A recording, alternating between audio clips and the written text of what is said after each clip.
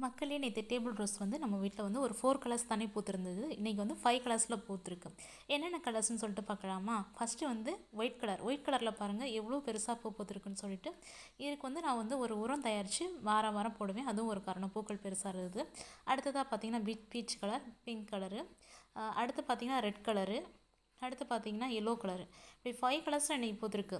White, pink, peach colour, pink colour, yellow colour, இப்படி 5 கலர்ஸில் வந்து பூத்துருக்கு. ஒவ்வொரு நாளும் ஒவ்வொரு கலரில் பூக்கும்.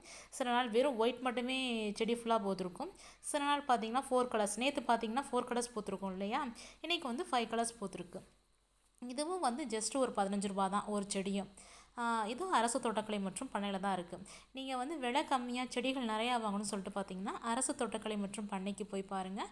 உங்களுக்கு வந்து செடிகள் அனைத்து செடிகளுமே நிறையா கிடைக்கும். ரேட்டும் கம்மியாக இருக்கும். ஒரு 200 ரூபாய்க்கு ஒரு 2 சாக்குப்பை எறும்பை கொண்டு வந்துடலாம். அவ்வளோ செடிகள் கொடுப்பாங்க. நம்ம வீடியோ ஃபஸ்ட் டைம் பார்க்குறவங்க அதிகளவு ஷேர் பண்ணுங்கள். உங்கள் ஃப்ரெண்ட்ஸுக்கு செடியில் வச்சுருக்க ஃப்ரெண்ட்ஸுக்கு எல்லாரும் ஷேர் பண்ணி விடுங்க. நம்மளுக்கு தொடர்ந்து ஆதரவு கொடுங்க. அதிகளவு சப்ஸ்கிரைப் பண்ணுங்கள். நன்றி